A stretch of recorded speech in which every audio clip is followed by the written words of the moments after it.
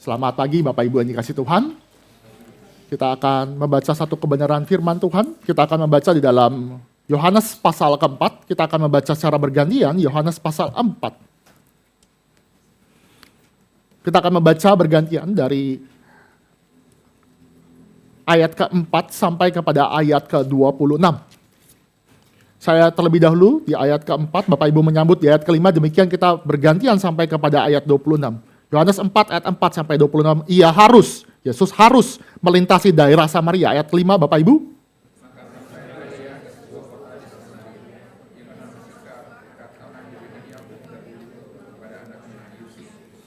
Di situ terdapat sumur Yakub. Yesus sangat letih oleh perjalanan, karena itu ia duduk di pinggir sumur itu. Hari kira-kira pukul 12.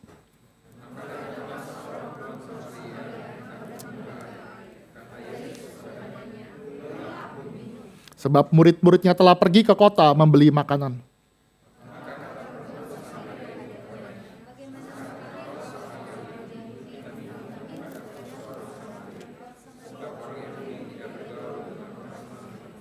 Jawab Yesus kepadanya, jikalau engkau tahu tentang karunia Allah dan siapa dia yang berkata kepadamu, berilah aku minum, niscaya engkau telah meminta kepadanya dan ia telah memberikan kepadamu air hidup.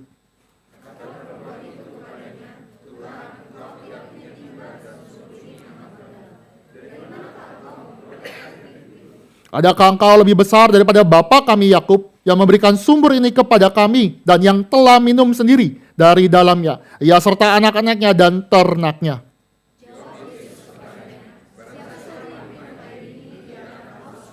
Tetapi barang siapa minum air yang akan kuberikan kepadanya, ia tidak akan haus untuk selama-lamanya. Sebaliknya, air yang akan kuberikan kepadanya akan menjadi mata air di dalam dirinya, yang terus-menerus memancar sampai kepada hidup yang kekal.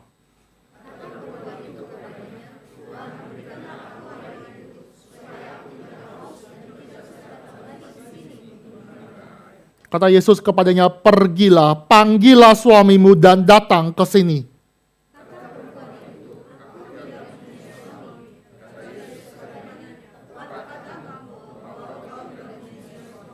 Sebab engkau sudah mempunyai 5 suami dan yang ada sekarang padamu bukanlah suamimu. Dalam hal ini engkau berkata benar.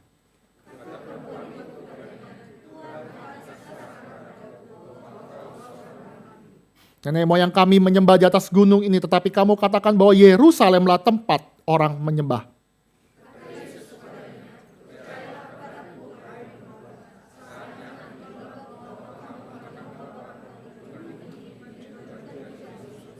Kamu menyembah apa yang tidak kamu kenal, kami menyembah apa yang kami kenal, sebab keselamatan datang dari bangsa Yahudi.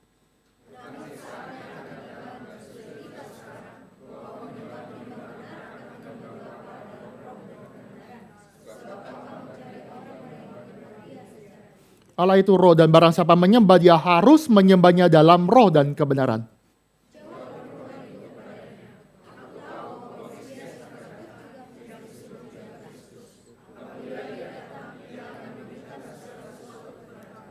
Kata Yesus kepadanya, akulah dia yang sedang berkata-kata dengan engkau. Demikian pembacaan firman Tuhan. Saya mengajak Bapak Ibu untuk bangkit berdiri. Kita sama-sama berdoa. Bapak Ibu mendoakan saya yang akan berkhotbah. Saya akan berdoa bagi kita semua, sehingga firman Tuhan ini menjadi kekuatan. Mari kita sama-sama berdoa. Kita buka suara. Allah Bapa kami yang bertata dalam surga, kami mengucap syukur karena Tuhan mengundang kami dalam ibadah. Dan kami mengucap syukur karena panggilan itu terjadi bagi kami. Kami berdoa bagi jemaat-Mu, pemilik daripada semuanya. Kami mengucap syukur Tuhan memimpin, memberikan kekuatan. Tapi kami berdoa kiranya Tuhan memberikan yang paling terutama, yaitu kebenaran firman Tuhan. Berkatilah jemaat-Mu, berkatilah gereja-Mu, biar kebenaran firman Tuhan itu bisa masuk ke dalam hati mereka. Dan mereka pun boleh bertumbuh oleh kebenaran firman Tuhan. Dan air hidup itu masuk dan memancar dalam hidup mereka. Tuhan berkatilah, pimpinlah kami. Di dalam nama Tuhan Yesus kami berdoa. Amin. Bapak Ibu silakan duduk kembali. Bapak Ibu, seorang pengembara pergi mencari harta karun, emas yang bernilai di tengah-tengah padang gurun. Dia mendapatkan emas itu, tetapi ketika dia mencari emas itu, dia kehilangan peta untuk kembali ke kota. Maka dia berpikir, oke lah, dia akan pergi kembali ke kota. Dia ikuti jalannya saja, ikuti apa yang menjadi instingnya. Ternyata apa yang terjadi? Ketika dia sudah mendapatkan emas, ternyata dia tersesat. Dia tidak bisa punya kemampuan untuk kembali ke kota. Dia punya emas, tetapi saat itu juga dia sadar emas itu tidak berharga. Dia sadar emas itu memang bernilai kalau dia sampai ke kota, tetapi saat itu dia kehausan. Dia butuh air, maka saat itu dia sadar bahwa emas ini tidak bisa diminum, tidak bisa dimakan. Dia harus melepaskannya dan dia harus membutuhkan yang namanya air. Bapak Ibu, di dalam firman Tuhan kali ini, saya mau mengajak Bapak Ibu untuk sadar kebutuhan kita. Kebutuhan kita bukan emas, kebutuhan kita bukan ada di dalam dunia ini, tetapi kebutuhan kita adalah air hidup yang Tuhan berikan kepada kita. Air hidup yang Tuhan berikan dan Tuhan nyatakan bukan hanya ke orang-orang perempuan Samaria, bukan orang-orang di zaman dahulu, tetapi Tuhan juga berikan kepada kita. Maka cerita Injil Yohanes ya, di dalam pasal ketiga, pasal keempat, itu adalah cerita yang panjang Bapak Ibu. Pasal ketiga berbicara tentang percakapan seorang yang bernama Nikodemus, seorang pemimpin agama, seorang yang ternama, seorang yang punya gelar yang namanya disebutkan, sengaja dituliskan panjang. Dan Bapak Ibu juga penulis daripada Injil Yohanes, yaitu Rasul Yohanes itu sendiri, menuliskan pasal keempat dengan diskursus yang panjang juga. Percakapan antara Yesus dengan perempuan Samaria. Mengapa dituliskan berdekatan? Mengapa ada kesengajaan apa? Mau menyatakan bahwa dua orang ini adalah wakil yang membutuhkan air hidup. Nikodemus adalah gambaran orang terpandang. Hebat, punya status di gereja, punya kemampuan, namanya disebutkan. Dia adalah laki-laki, pada status laki-laki adalah orang yang tinggi. Statusnya, dia punya kemampuan, dia punya belajar, dia punya yang namanya pendidikan yang tinggi. Tetapi pasal keempat sengaja dikontraskan. Apa Bapak Ibu? Perempuan Samaria sampai kapanpun tidak kita ketahui siapa namanya. Kita tidak tahu, dia secara moral tidak bagus, dia secara education dia tidak punya kemampuan, dia punya pendidikan. Dia bukan seorang politikus. Perempuan Samaria itu adalah orang yang termarginalkan, outcast, tersingkirkan. Tetapi firman Tuhan pada saat ini juga berbicara, baik Nikodemus, orang terpandang, orang hebat, dan juga perempuan Samaria yang kita tidak tahu namanya, membutuhkan air hidup.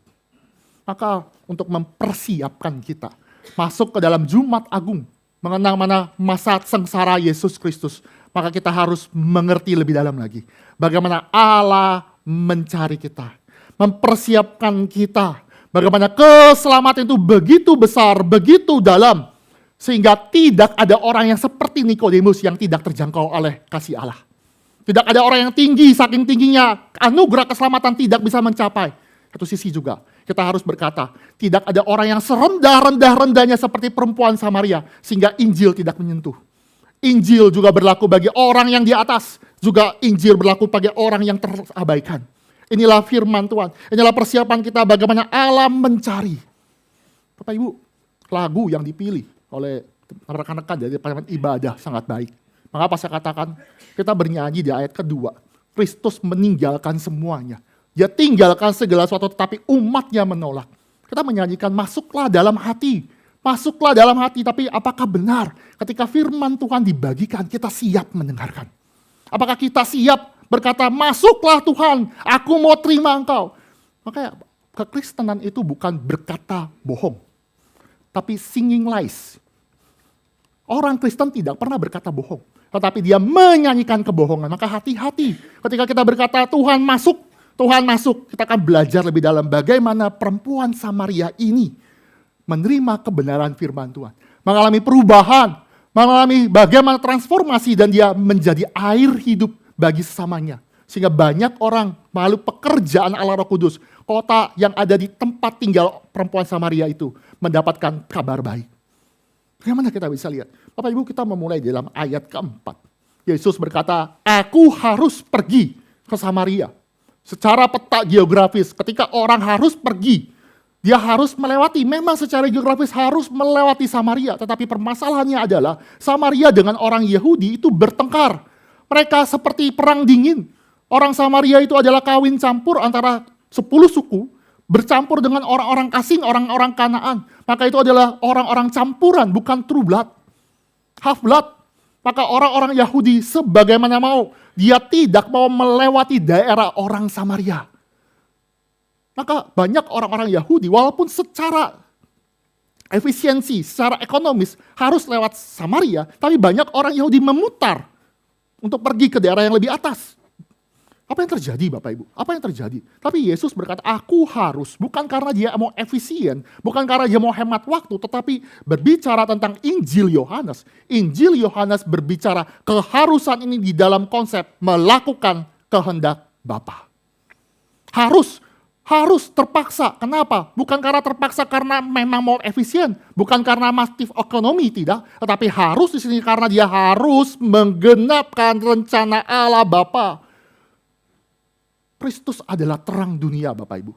Di dalam pasal pertama, pasal kedua, Yesus dikatakan dia adalah terang. Dia datang ke dalam dunia, dia adalah terang dunia. Artinya apa? Dia terang bukan hanya menerangi orang Israel, bukan hanya menerangi orang-orang yang ada di Yerusalem. Dia terang dunia, dan terang dunia itu sedang menyatakan bahwa aku harus masuk ke Samaria.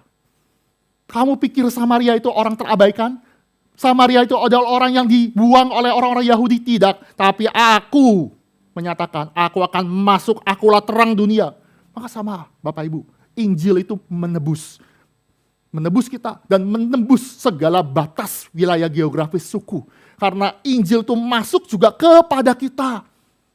Kepada kita di Indonesia ini. Kenapa? Karena Allah Bapa mengizinkan hal itu terjadi. Karena terang dunia itu harus memberitakan kepada semua bahwa dia itu terang milik daripada dunia. Bagaimana penjelasan bagaimana Yesus itu melakukan kehendak Bapa? Yesus, anak tunggal Allah, dia hanya mengerjakan satu orang saja. Bapak Ibu ya, secara penginjilan efisien nggak? Nggak. Buang-buang resource, pergi untuk cari perempuan Samaria yang tidak ada nama Bapak Ibu. Buang-buang waktu, tapi itulah penginjilan. Secara status ya, perempuan Samaria itu diasingkan secara sosial. Harusnya perempuan itu pergi ke sumur pagi-pagi. Tetapi dia pergi siang hari. Kenapa? Karena dia tahu dirinya itu diasingkan. Karena moralitas dia tidak baik. Dia punya 5 suami dan suaminya yang sekarang ini pun juga bukan suaminya. Jadi perempuan-perempuan yang harusnya pergi pagi hari. Karena digosipin terus. Karena digosipin perempuan Samaria mendingan saya pergi siang hari. Dia pergi. Dia outcast, tidak punya teman. Menarik Bapak Ibu ketika persiapan ini ya, namanya kaum Hawa itu punya tendensi untuk bergerumpul bersama-sama Bapak Ibu. Ternyata anak saya Thea itu sering sekali diajak pergi pipis bareng-bareng. Ayo Thea, pipis yuk bareng-bareng, pipis yuk. Saya bilang ngapain? Akhirnya istri saya bilang ngapain kamu ikut-ikut. Kalau diajak pipis temennya Thea diajak. Terus ada lagi yang pipis diajak lagi. Jadi ngapain? Padahal nggak pipis. Akhirnya nggak dibolehin. Ngapain? Kamu ntar ketinggalan pelajaran. Saya mau berbicara, ada sosialisasi. Tetapi perempuan Samaria ini tidak punya teman. Outcast, terbuang.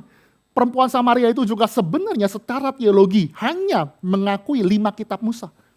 Sedangkan orang Yahudi mengakui dari kitab Musa sampai ke kitab Nabi-Nabi Mazmur. Maka penjelasan nanti ke depannya Bapak Ibu akan lihat. Dia nggak akan mengakui Mesias. Kenapa? Karena orang Samaria tahu Mesias itu harus dari keturunan Yahudi, keturunan Daud. Maka dia menolak. Maka dia hanya menerima 5 kitab Musa. Maka pembicaraan demi pembicaraan selalu berbicara tentang ini sumur Yakub. Dia mengakui 5 kitab Musa karena Yakub adalah bagian dari 5 kitab Musa. Saya menjelaskan. Ketika terjadi perlawanan, apakah Tuhan diam saja? Tuhan menjawab. Tuhan memberikan suatu penjelasan, Tuhan merangkul perempuan Samaria ini. Beda Bapak Ibu, saya akan kontraskan Bapak Ibu. Nikodemus itu datang, pasal 3, Nikodemus itu datang malam-malam. Dia seorang pemimpin, dia sudah diam-diam pergi, dia tuh merendahkan dirinya, datang kepada Yesus. Dan apa yang terjadi? Harusnya Yesus tuh terima. Harusnya terima, mendukung, membela. Tapi yang terjadi kalau Bapak Ibu sedikit memperhatikan di dalam yang namanya percakapan Yesus dengan Nikodemus pada pasal 3, ternyata Yesus ngegas. Tahu yang ngegas ya? Gas. Nikodemus baik-baik. Kamu ini guru rabi, kamu ini pasti dari Allah. Karena tidak ada yang melakukan tanda-tanda kalau nggak dari Allah. Kan bagus dong. Mestinya Yesus jawab, betul, saya adalah Allah. Gampang kan, end of discussion. Apalagi ya orang Farisi. Kalau orang Farisi yang biasa nguji tiba-tiba mengakui Yesus adalah anak Allah, clear kan, gampang kan, masinya gampang. Tapi Yesus nggak mau. Yesus berkata, kamu nggak ngerti, kamu harus dilahirkan kembali. Kamu harus dilahirkan dari atas, kamu harus menerima kuasa Roh Kudus. Kamu lihat angin, artinya apa? Tuhan tuh ngegas. Kok begitu ya? Kok gitu ya? Tapi kita bandingkan di dalam pasal keempat. Ketika berbicara pasal keempat kepada orang outcast ini, harusnya Tuhan bisa melakukan yang sama seperti Nikodemus. Tetapi Yesus merangkul. Yesus menggembalakan perempuan Samaria. Inilah keindahan, hikmat yang Tuhan ajarkan di dalam 2 pasal yang berdekatan. Dan menarik Bapak Ibu, tadi saya bicara bahwa Kristus itu mengerjakan misi Allah. Dia mengerjakan kehendak Bapa, dan bagaimana kita bisa lihat bagaimana Kristus itu mengerjakan Allah. Karena di dalam ayat kelima ya Bapak Ibu, ketika ayat ke-6, dikatakan ada hari itu kira-kira pukul 12 siang. Ini mau menceritakan bukan hanya motif ini sudah terik, tetapi mau menjelaskan bahwa Kristus itu ketika masih siang, masih mengerjakan pekerjaan. Artinya membicarakan kepada kita, Yesus di Injil Yohanes juga berkata bahwa akan ada masa malam tiba dan semua orang tidak bekerja. Maka ketika hari masih siang, bekerjalah. Dan Yesus berikan teladan. Sampai 12 siang, sampai dia kelelahan, kehausan, dia masih mengerjakan pekerjaan Bapa. Dia capek, dia lelah. Satu sisi memberikan penjelasan kepada kita suatu doktrin. Doktrin bahwa Kristus itu 100% manusia. Kristus mengalami apa yang sebagaimana natur manusia. Keterbatasan karena dia butuh makan, butuh tidur, butuh istirahat, dan dia butuh air minum. Itu terbatas. Tapi satu sisi juga kita belajar Bapak Ibu. Kita ini pekerja. Kita ini sebagai pelayan Tuhan, rekan sekerja Tuhan. Memang kita akan mengikuti teladan Kristus. Kristus bekerja, maka gereja diminta untuk bekerja selagi siang. Tapi permasalahan gereja jangan melebihi Kristus. Kenapa Pak Peter? Kenapa nggak boleh melebihi Kristus? Kenapa? Karena gereja, kita tahu, gereja juga ada masanya lelah. Bapak Ibu yang melayani pasti mengalami kelelahan. Bapak Ibu yang melayani Tuhan pasti ada masanya keletihan, ada rasa haus, dan itu wajar. Wajar. Apalagi kita lihat Geri Cikarang banyak pelayanan. Kita bersyukur akan hal itu, dan saya sebagai hamba Tuhan pada Tatama juga mengatakan demikian. Itu bersyukur. Tapi kita harus tahu tidak bisa satu orang pegang semua pelayanan. Tidak bisa satu orang tuh menjadi Mesias bagi semua. Enggak bisa. Kita harus bagi, kita harus membagi-bagi. Maka betul lah apa yang dituliskan dalam Injil Matius Bapak Ibu. Kalau misalkan ladang sudah menguning. Ladang sudah menguning. Dan pekerjanya sedikit. Yesus berkata kepada murid-murid. Apa yang dikatakan? Mintalah kepada yang punya ladang. Kepada Bapa di surga. Minta apa? Minta tambahkan pekerja. Minta. Bapak Ibu pernah gak kita minta? Pelayanan di sini banyak. Minta sama yang punya Tuhan, Tuhan saya capek, dan itu jujur. Minta Tuhan tambahkan. Tapi permasalahan berikutnya, kalau Tuhan kasih partner, siap gak kita terima partner itu? Jangan-jangan, kamu gak bisa, mendingan kayak saya lebih cepat. Kamu gak ngerti apa-apa, gak bisa. Tuhan udah kasih partner, kita sama-sama menggembalakan, sama-sama kita melayani bersama. Ketika pelayan kita ada yang kurang, ada yang pergumulan, langsung kita hakimi, kamu gak bagus. Gak bisa begitu. Maka apa yang dikatakan dalam gereja ya, gereja di dalam Efesus pasal keempat. Efesus pasal keempat itu membicarakan kepada kita tugas daripada hamba Tuhan. Tugas daripada pemberitaan pengajar itu bukan untuk dia hebat, tidak. Tetapi tujuan daripada hamba Tuhan, pendeta, penggembala itu untuk memperlengkapi jemaat Tuhan. Berarti kita semua, orang-orang awam dan juga hamba-hamba Tuhan, diperlengkapi untuk ngapain? Untuk pekerjaan Tuhan. Supaya kita makin dewasa. Supaya kita saling menguatkan, saling mengembalakan, saling melayani. Maka hati-hati. Jika ada orang yang kuat terus, hati-hati. Dia itu melebihi Mesias Bapak Ibu. Ingatkan, kita harus melayani bersama-sama. Saya lanjutkan Bapak Ibu. Ini ketika Yesus ada di dalam sumur itu, Yesus duduk, dia kehausan. Perempuan Samaria itu diam saja Bapak Ibu. Secara hospitality harusnya dia bercakap-cakap. Tetapi kita tahu kenapa dia gak bercakap-cakap. Karena ada perbedaan etnis. Tapi apa yang terjadi? Yesus berinisiatif. Lihat ya. Yesus berinisiatif berbicara kepada perempuan Samaria. Dia berinisiatif menyatakan, aku haus, aku minta air, berilah aku minum. Ini pembicaraan yang melampaui batas. Yesus tuh melampaui batas daripada etnis. Maka Injil tuh penetrasi, masuk kepada orang-orang yang outcast juga. Tapi saya mau bicara kepada Bapak Ibu Saudara sekalian. Anugerah Tuhan itu adalah anugerah yang Tuhan berikan, inisiatif daripada Allah. Dan anugerah itu bisa sampai kepada kita. Kita bisa menikmati anugerah Tuhan. Bisa dengan banyak cara. Bisa dengan suatu hal yang tidak terduga. Bisa terjadi dengan kondisi seperti aneh gitu. Tapi Tuhan ada. Atau juga di dalam rutinitas. Contoh ya, mungkin Bapak Ibu ada sesuatu yang mungkin dalam hidup. Ada sesuatu yang kayaknya Tuhan kok bekerja. Tapi kok timingnya gak pas ya. Kok Tuhan memberikan penyertaan. Kok saya rasa kenapa pas begini ya. Contoh ya, saya lagi persiapan ini lihat-lihat ada salah satu pemuda dari Gary Lion ya. Dia mau pergi keluar kota melalui kereta ya, berarti dia mesti ke stasiun. Lalu apa yang terjadi Bapak Ibu? Dia lihat dengan kondisi Jakarta, dengan Google Maps, impossible untuk sampai tepat waktu. Telat. Maka apa yang terjadi? Dia berdoa kepada Tuhan. Dia doa, Tuhan kalau bisa datang, kalau bisa ini sampai tiba di stasiun tepat waktu. Apa yang terjadi ketika saya doa Bapak Ibu? Fenomena mujizat terjadi Bapak Ibu. Google Map mengubah rute sehingga itu lebih cepat 10 menit. Saya kaget, kok bisa ya?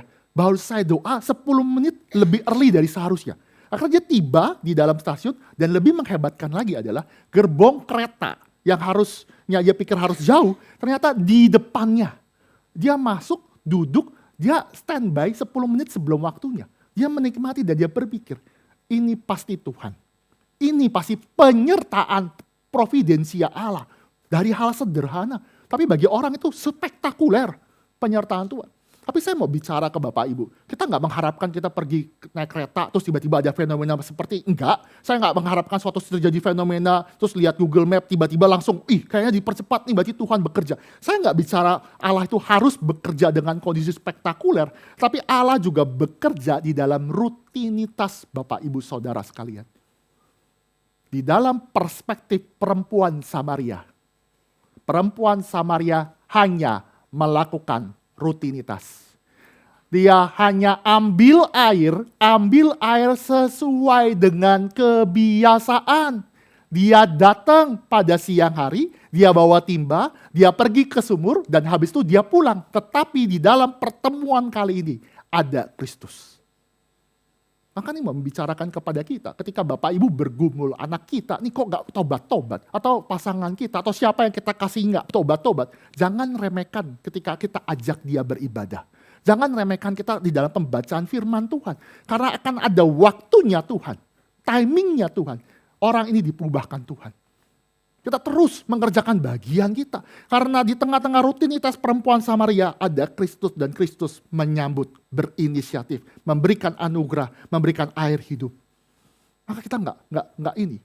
Kita terus-terus mengupayakan, kita terus-terus membawa teman-teman kita datang ke gereja hingga waktunya Tuhan. Permasalahan memang kita tidak sabar.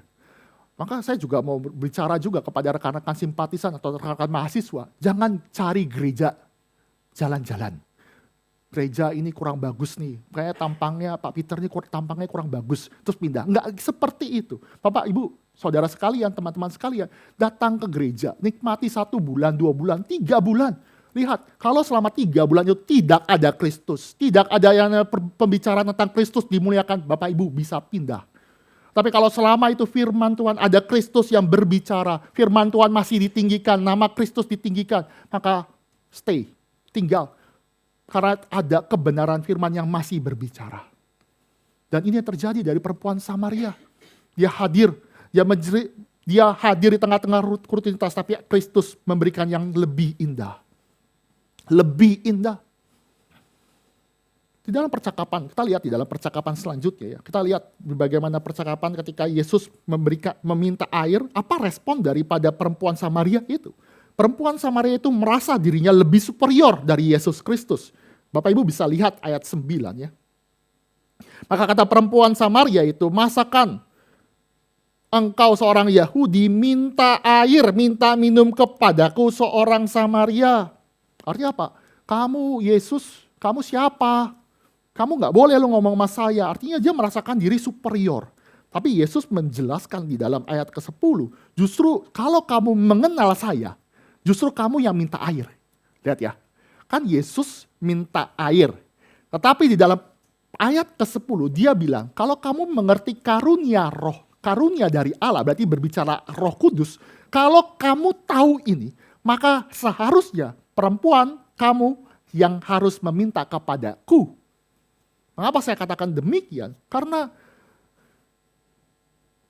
Yesus memberikan air yang tidak pernah habis. Sumber air yang terus meluap-luap. Contoh ya Bapak Ibu, kita lihat bukan contoh, kita lihat di dalam Yeremia. Bapak Ibu lihat di Yeremia pasal kedua. Yeremia pasal kedua ayat 13. Kita akan baca bagaimana apa yang dimaksudkan Yesus tentang dirinya. Yeremia 2 ayat 13 kita baca bersama-sama. 1, 2, 3. Sebab 2 kali umatku berbuat jahat. Mereka meninggalkan aku sumber air yang hidup untuk menggali kolam bagi mereka sendiri, yakni kolam yang bocor yang tidak menahan air. Bapak Ibu ini mau mencerahkan kepada kita bahwa orang-orang baik Nikodemus, perempuan Samaria itu bukan mencari air yang hidup. Dia mencari sumur, kolam yang bocor, yang tidak pernah memuaskan dirinya.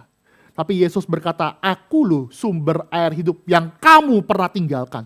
Dan sekarang aku berdiri, aku yang akan memberikan air itu kepadamu.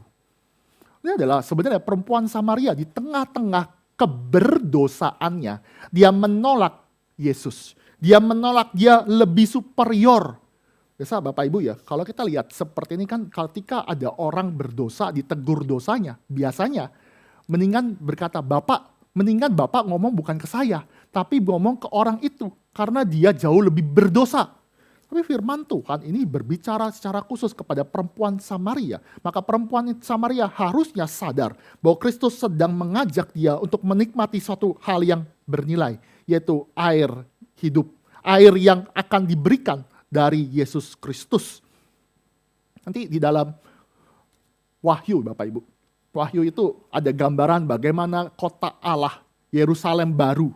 Yerusalem baru itu digambarkan itu kota yang besar ya. Kota yang besar sekali, itu panjangnya berkilo-kilo. Saya lupa pastinya 10 km atau 1 km. Jadi tingginya 1 km itu impossible, kota seperti itu. Tapi itu menceritakan itu adalah Allah hadir di kota Yerusalem. Dan di kota Yerusalem itu ada air yang mengalir. Mau menceritakan itu adalah Kristus memberikan air bagi umatnya.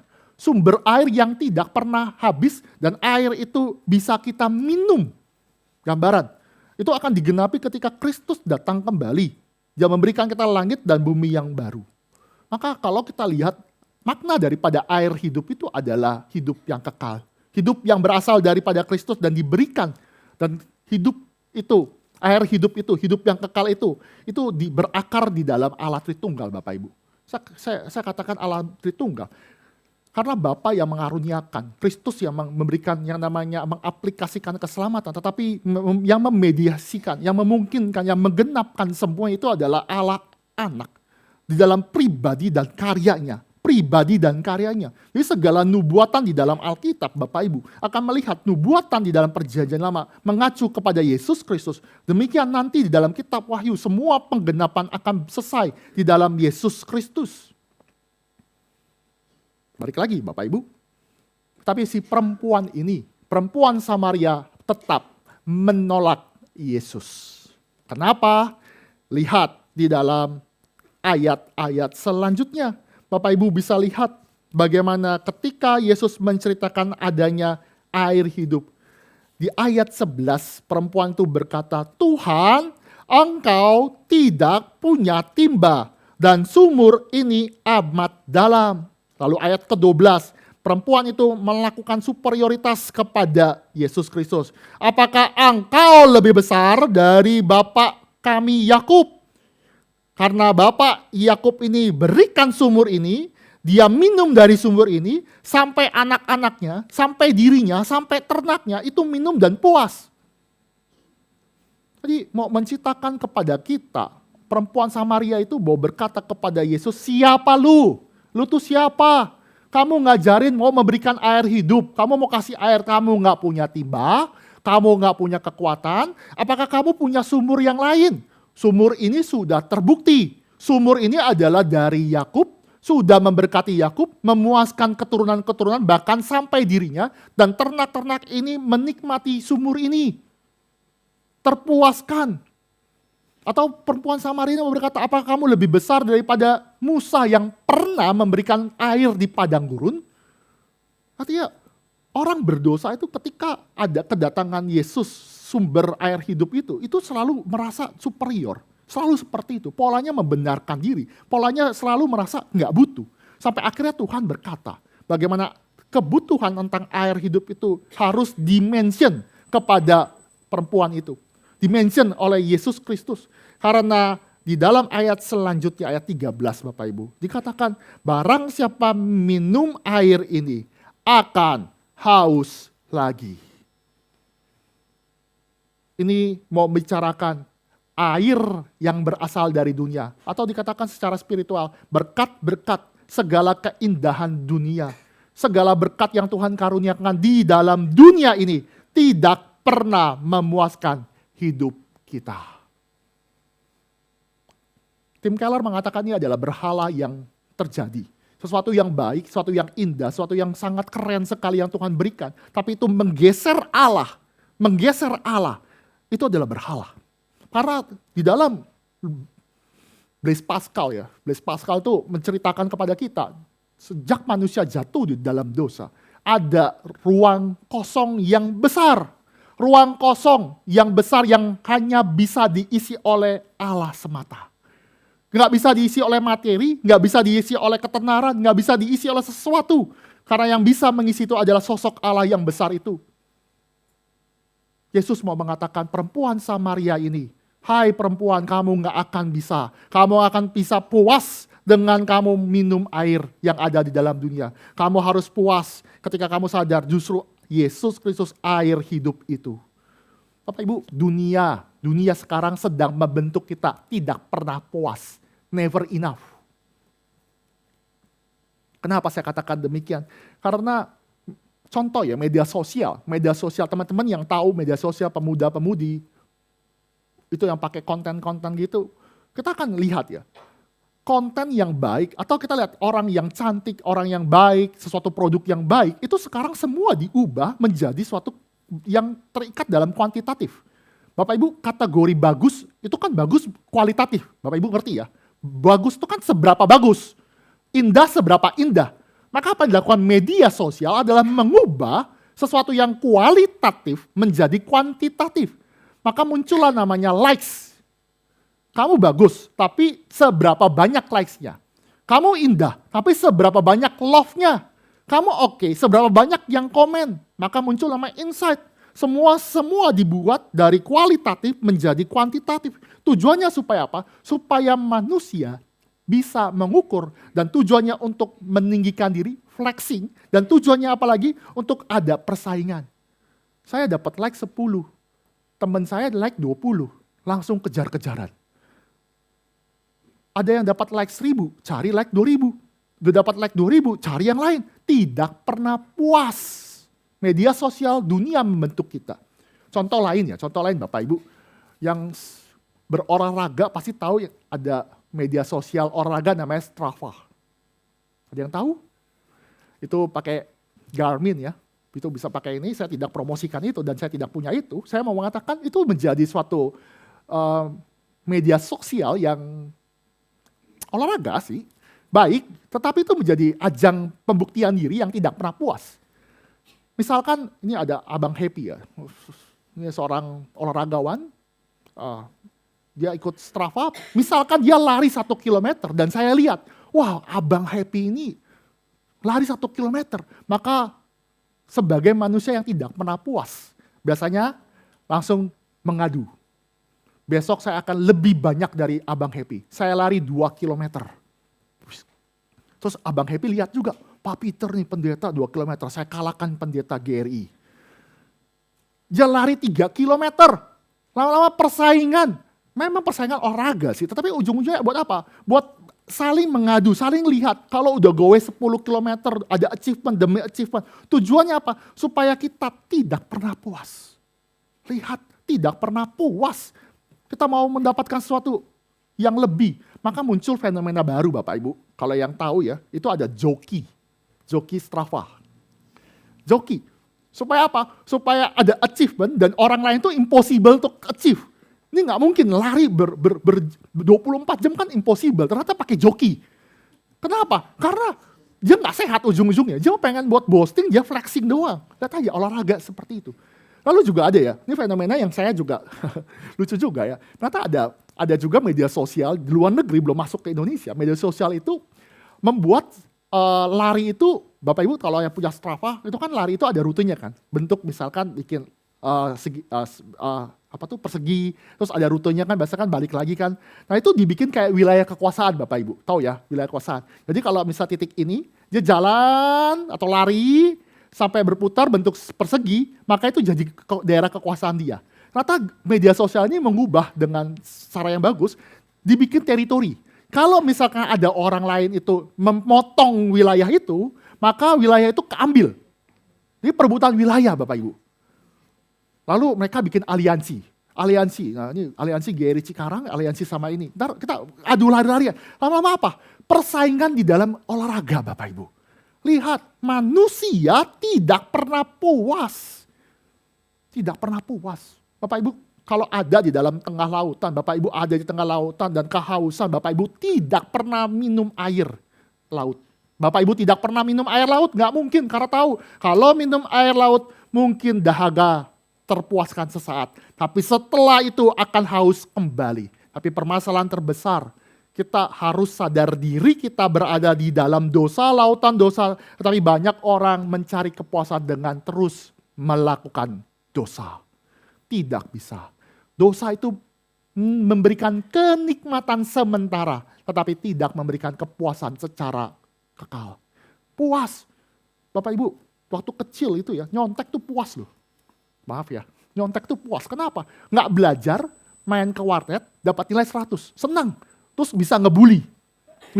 Lihat nih, kan kalau makin SMA, makin kuliah kan kebanggaannya bukan melakukan kebenaran, melakukan kedosa. Lihat, saya nyontek pakai cara ini. Saya nggak dijemput, nggak ketahuan. Kebanggaannya itu nggak penting sebenarnya. Nggak ada kebanggaan yang harus terjadi dalam dosa. Sampai Yesus itu akhirnya mengubah cara pikir kita. Mengubah cara pikir bahwa sebenarnya di dalam dunia ini tidak ada yang memuaskan kecuali Kristus hadir memberikan air hidup. Bagaimana air hidup itu bisa sampai kepada kita? Yesus memberikan suatu pembicaraan. Dia memberikan pembicaraan di dalam Yohanes pasal keempat. Dia berkata kepada perempuan itu. Dia berkata, kalau kamu mau minum, ya saya akan berikan. Tapi sebelum dia berikan dan perempuan itu mau meminta, apa yang Yesus katakan? Saya baca ayat 16. Kata Yesus kepadanya, pergilah, panggillah suamimu dan datanglah ke sini. Ini kalau kita baca, Yesus tuh kayak ganti subjek ya. Ngomongin air, kok sekarang ngomongin personal, ngomongin suami, kok nggak nyambung. Tetapi saya ambil dari Tim Keller, itu bukan berarti nggak nyambung. Tapi Tuhan tetap ke dalam fokus, ke dalam sebenarnya sama topiknya. Karena perempuan itu sedang mendapatkan kepuasan dari seksualitas. Karena dia mendapatkan kepuasan mungkin dari ekonomi. Dan Yesus bilang, ambil air yang palsu itu. Air palsu itu tidak memberikan namanya kepuasan. Yesus sedang menguliti dosa. Tuhan sedang berkata, kamu harus buang yang namanya dosa. Kamu harus mengakui dosa itu.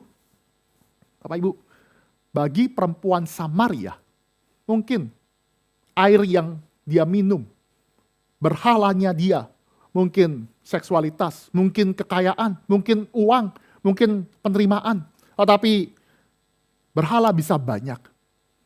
Di dalam Nikodemus pasal ketiga, Nikodemus tidak bermasalah di dalam seksualitas. Tapi Nikodemus juga punya berhala. Berhala apa? Dia punya berhala pengakuan diri. Dia punya berhala apa? Achievement demi achievement. Yang penerimaan yang ada. Bahkan penerimaan di dalam orang-orang kalangan orang Farisi. Sama. Di dalam hidup kita juga sama. Kita harus mengakui hidup kita bahwa ada yang membawa kita lari keluar daripada sumber air hidup. Nah pada saat ini firman Tuhan mengatakan, datanglah, mintalah, sadarilah Kristus memberikan air hidup. Apa respon daripada perempuan Samaria itu? Apa respon dari perempuan Samaria itu? Ketika dia mengetahui bahwa Yesus berkata benar, bahwa Yesus meminta panggilkan suami dan Yesus berkata bahwa yang ada di tempat kamu itu juga bukan suami. Kamu punya 5 suami dan sekarang yang kamu tinggal itu bukan suami. Kaget. Langsung di sini perempuan Samaria itu mengakui Yesus adalah nabi. Tentu kamu adalah nabi. Tapi permasalahan demikian, pengetahuan Yesus sebagai nabi tidak cukup. Bapak Ibu kita akan lihat bagaimana percakapan demi percakapan Yesus akhirnya membawa mereka kepada ibadah. Membawa kepada yang namanya penyembahan yang sejati. Maka bisa lihat di ayat 19 sampai 26. Kita nggak akan bahas secara mendetail. Karena di dalam ibadah ini perempuan itu percaya kepada gunung Gerizim. Tempat di mana gunung. Tapi Yesus berkata bukan di dalam Yerusalem, bukan di dalam Gerizim, bukan kepada tempat-tempat lain, tetapi nanti akan beribadah di dalam Kristus. Dan saatnya akan tiba menyembah di dalam Kristus. Mengapa saatnya akan tiba? Karena Kristus saatnya akan tiba dan sudah tiba saatnya. Karena Kristus sudah datang ke dalam dunia dan nantinya akan klimaksnya mati di atas kayu salib dan bangkit. Maka semua orang akan beribadah bukan di dalam yang namanya gunung, bukan di dalam yang namanya tempat-tempat ibadah, enggak, harus di dalam Kristus. Karena menyembah Allah harus menyembah roh dan kebenaran. Kebenaran berarti Kristus. Kita nggak bisa menyembah tanpa kebenaran ini. Ini yang terjadi. Perempuan Samaria itu akhirnya mengalami perubahan. Perubahan yang terjadi. Perubahan bagaimana dia awalnya melihat Yesus sebagai orang yang biasa. Beranjak kepada Yesus sebagai nabi. Tapi bukan hanya itu saja, dia beranjak Yesus sebagai Mesias yang sedang berkata-kata kepada dirinya. Bapak Ibu ini perlu anugerah daripada Allah Roh Kudus. Mengapa saya katakan demikian? Karena perempuan Samaria itu saya sudah bicarakan. Perempuan Samaria itu cuma mengenal 5 kitab Musa. Dia cuma tahu 5 kitab Musa. Maka untuk bisa tahu istilah Mesias, perempuan Samaria harus mengakui Mesias dari keturunan Daud. Maka ada pertumbuhan. Maka Yesus juga berkata, keselamatan harus datang dari Yerusalem. Dari orang-orang Yahudi. Maaf, dari orang-orang Yahudi. Ini mau bicarakan kepada kita. Kalau kamu baca sungguh-sungguh di dalam 5 kitab Musa, kamu akan belajar yang namanya covenant with Abraham. Covenant with Abraham adalah berbicara, kamu akan kupanggil dan kamu akan menjadi berkat dan keturunanmu akan menjadi berkat bukan cuma di keturunanmu saja, tetapi bagi segala bangsa. Artinya perempuan Samaria harusnya tahu, harusnya mengerti bahwa keselamatan itu dari orang-orang Yahudi. Tapi memang orang Israel tuh gagal Bapak Ibu. Israel tuh gagal. Dia sudah punya Taurat, dia sudah punya firman Tuhan yang benar, dia tidak bagikan kepada bangsa lain. Dia simpan itu, dia malah bahkan orang-orang Israel, orang Yahudi, malah melakukan dosa, lebih dosa lagi. Sehingga Tuhan murkai. Dan pada saat itu Yesus sekarang menggenapi perjanjian Abraham. Mengapa saya katakan demikian? Karena disinilah keselamatan mulai dari orang-orang Yahudi. Yesus mewakili Israel yang sejati. Perjanjian Abraham digenapi. Dan orang Samaria itu mendapatkan berkat. Mendapatkan anugerah air hidup. Bapak Ibu. Dan inilah cara supaya kita bisa mendapatkan air hidup. Penutup Bapak Ibu yang dikasih Tuhan. Penutup bagi kita semua. Nikodemus, perempuan Samaria yang tidak kita kenal. Kita sadari adalah orang-orang berdosa yang membutuhkan anugerah. Dan demikianlah kita. Kita juga adalah orang-orang yang berdosa. Dan setiap kesempatan kita harus sadar, kita membutuhkan Tuhan, membutuhkan juru selamat. Sehingga kita sadar, kita butuh dia. Kita butuh dia. Kita nggak bisa berkata, sudah, saya hidup dengan moral baik-baik saja. Saya cukup bermoral, tapi saya nggak perlu berreligius. Saya nggak perlu datang ke gereja, saya nggak perlu yang namanya baca Alkitab, nggak perlu. Saya yang penting hidup baik-baik saja, tidak melakukan kejahatan. Saya berikan contoh Bapak Ibu. Jika Bapak Ibu yang sudah punya anak, Bapak Ibu punya anak dan anak Bapak Ibu itu disekolahkan yang bagus, pasti itu bagus, diberikan universitas yang ternama. Bapak Ibu berkorban sehingga anak itu mendapatkan pendidikan yang sangat baik. Lalu Bapak Ibu memberikan pesan kepada anak Bapak Ibu. Nah, kalau kamu nanti karir sudah baik, sudah sukses, jadilah anak baik-baik. Jadilah orang baik. Jadilah orang yang jujur. Jangan berbuat kriminal. Anak itu ingat pesan orang tuanya. Maka demikianlah dia sekolah yang baik, lulus dari universitas yang sangat baik, ternama, karir sangat baik, dia hidup merantau, dia hidup perantau, dia hidup ingat pesan dari papa mamanya. Hidup baik, jujur, jangan buat kriminal. Dia terus lakukan, tetapi anak itu tidak pernah lagi telepon papa mamanya. Anak itu nggak pernah ucapan selamat ulang tahun ya Pak, selamat ulang tahun Ma. Dia nggak pernah lagi. Tetapi anak ini tetap punya moral bagus. Hidup bagus, hidup baik, hidup jujur, tidak melakukan kriminal. Maka permisi tanya kepada Bapak Ibu yang punya anak demikian. Misalkan Bapak Ibu senang nggak punya anak demikian? Gak bisa jawab ya. Wah sudahlah, terima nasib aja ya. Bapak Ibu pasti berkata, walaupun kamu punya karakter bagus, walaupun kamu punya ingat pesan papa mama, punya hidup jujur, kamu punya karakter bagus, gak buat dosa. Tapi kalau kamu gak punya relasi dengan papa mama, itu membuat orang tua sakit. Tapi banyak loh, banyak di dalam hidup kita sebagai anak-anak Allah, kita berpikir sama seperti anak itu. Kita adalah anak-anak Allah. Yang penting saya hidup baik-baik saja. Yang penting saya hidup jujur Tuhan. Yang penting saya nggak melakukan seksualitas. Saya nggak melakukan suatu tindakan dosa. Sudah cukup. Tapi saya nggak pernah kontak kamu. Saya nggak pernah berdoa. Saya nggak pernah yang namanya sungguh-sungguh mencari engkau. Dan saya rasa itu adalah kesalahan. Kita mengharapkan anak kita itu punya relasi. Tapi kita satu sisi munafik. Kita tidak mau berelasi kepada sumber air hidup itu. Kepada Bapa di surga. Padahal jelas sekali. Kalau ada Allah dan memang ada Allah. Bapak Ibu, lupakan semua kekristenan. Jika ada Allah dan memang ada Allah. Dan Allah itu memberikan kepada kita di tengah-tengah kita kondisi yang tidak nyaman. Tuhan berikan namanya keluarga. Tuhan berikan namanya pekerjaan. Tuhan berikan namanya segala sesuatu. Maka Allah itu memberikan banyak sekali bagi kita. Maka seharusnya kita berhutang kepada Allah itu. Dan kalau kita nggak sadar Allah itu. Kalau kita nggak sadar kita berhutang kepada Allah itu. Kita berbuat jahat. Kita berbuat jahat.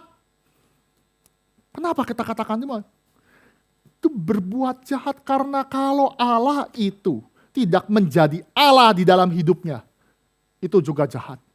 Tuhan mau kita sadar bahwa Tuhan itu adalah Tuhan yang bertahta di dalam hidup kita. Artinya dia harus menjadi Tuhan sebagaimana dia Tuhan. Bapak Ibu ngerti ya, Tuhan itu Lord. Lord itu pemimpin. Pemimpin sehingga hidup kita dipimpin oleh dia, bukan Tuhan dipimpin oleh kita. Maka Tuhan dijadikan, bukan Tuhan itu sudah dosa. Tuhan bukan dijadikan juru selamat itu juga dosa. Banyak orang mencari keselamatan dengan pseudo savior ya. Pseudo savior itu artinya menganggap diri kita tuh bisa menyelamatkan diri. Merasa diri kita itu bisa kasih air hidup. Enggak bisa Bapak Ibu. Saya katakan mohon maaf tidak bisa. Karena itu tidak mungkin. Bersyukur kepada Tuhan, firman Tuhan pada siang hari ini, pagi menjelang siang, berbicara di dalam persiapan kita Jumat Agung. Allah tetap mencari kita. Allah tetap memberikan air hidup kepada siapa yang memang membutuhkan. yang pada siapa sadar diri berdosa, dan Tuhan akan berikan air hidup, dan air itu akan memancar dalam hidup kita. Bapak Ibu, di dalam perempuan Samaria itu, di bagian-bagian terakhir kita tidak baca dan tidak punya waktu untuk mengeksposikan semua. Di bagian terakhir akhirnya perempuan itu sudah tahu ada Mesias, dia mengabarkan kabar baik kepada orang di kota. Artinya mau menceritakan kepada kita, perempuan Samaria itu menjadi sumber mata air setelah ketemu Kristus ya. Sumber mata air sehingga dia bisa membagikan orang-orang di sekitarnya dia. Dia menjadi sumber sehingga orang-orang itu bisa mengenal siapakah Mesias. Artinya ini menjadi tanda ya. Tanda orang ini sudah dipertobatkan. Tanda perempuan Samaria ini yang tidak ada nama, yang outcast, yang tersingkirkan itu menerima berkat keselamatan. Indah ya. Tapi pertanyaan mendasar, kok bisa ya perempuan ini diselamatkan? Kok bisa orang ini menjadi orang yang diselamatkan? Saya berikan jawaban bagi Bapak Ibu Saudara sekalian. Jawabannya kenapa perempuan Samaria ini bisa mendapatkan keselamatan? Karena Yesus Kristus haus. Apa hubungannya Pak Peter? Apa hubungannya perempuan Samaria ini selamat dengan Yesus haus? Karena Kristus kalau tidak pernah haus, kalau Kristus tidak pernah datang ke dalam dunia, kalau Kristus tidak pernah datang ke dalam dunia yang sementara, yang terbatas, tunduk terhadap natur manusia, sehingga dia mengalami kelelahan dan kehausan, maka Yesus tidak memberikan keselamatan bagi perempuan Samaria dan juga bagi kita. Kristus justru harus haus. Kristus harus datang, pencipta langit dan bumi, masuk ke dunia ciptaan. Itulah kasih, itulah Injil. Karena oleh sebab itu, perempuan Samaria itu memperoleh keselamatan. Oleh sebab itu kita di sini bisa memperoleh keselamatan. Tapi yang indah Bapak Ibu, perkataan Yesus haus tidak stop di dalam Injil. Karena di dalam Injil Yohanes, ketika Yesus hampir mati di atas bukit Golgota, di atas kayu salib, dia juga berkata, aku haus. Aku haus. Orang di sekitarnya berpikir Yesus haus karena apa? Karena secara jasmani, secara fisik. Tetapi Yesus berkata, aku haus. Karena apa? Karena aku menerima murka Allah dan aku minum semua. Kenapa dia minum? Suatu paradoks. Supaya kita dipuaskan. Supaya kita di dalam Kristus kita tidak menerima murka Allah. Di atas kayu salib dia ambil dosa kita. Dia pikul dosa kita. Menanggung hukuman dosa di atas kayu salib. Dan di atas kayu salib dia mewakili kita yang berdosa. Mewakili umatnya menerima cawan murka Allah. Dan dia telan semua. Dia minum semua. Sehingga di dalam Kristus air hidup itu ada. Air hidup itu sehingga kita tidak lagi kehausan. Tetapi untuk bisa kita tidak mengalami kehausan, Yesus harus haus. Yesus harus haus, harus menanggung murka Allah. Maka tantangan bagi kita semua, tidak ada kebajikan moral yang terlalu tinggi seperti Nikodemus. Seperti orang-orang hebat, seperti orang-orang yang ada di dalam gereja yang tidak terjangkau oleh kasih karunia Allah. Dan juga tidak ada keberdosaan. Yang saking dosa, saking najisnya tidak dijangkau oleh kasih Allah. Karena Nikodemus mewakili semua orang yang tinggi hati. Samaria, perempuan Samaria itu mewakili orang yang rendah, yang hancur, yang tersingkirkan. Tapi dua orang ini mendapatkan anugerah keselamatan. Kiranya firman Tuhan memberkati kita, mempersiapkan kita menikmati satu kali anugerah menjelang ke dalam Jumat Agung dan Paskah. Mari kita berdoa.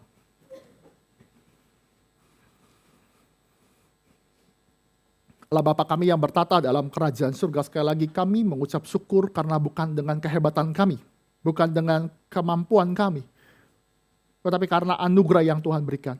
Kami sadar kami adalah orang-orang yang harusnya dimurkai, tetapi karena Kristus yang haus itu, Kristus itulah yang menggantikan kami, sehingga kami dipuaskan dan menerima air hidup. Oleh sebab itu kiranya Tuhan pimpin kami, kuatkanlah kami, berikan kami kemampuan untuk benar-benar bersukacita dan dipuaskan hanya di dalam air hidup itu. Tuhan berkati gerejamu. Hamba-Mu sudah berhenti berbicara. Kiranya cinta kasih Tuhan yang luar biasa, yang melampaui segalanya, terus tinggal di dalam hati kami. Tuhan berkati. Di dalam nama Tuhan Yesus kami berdoa. Amin.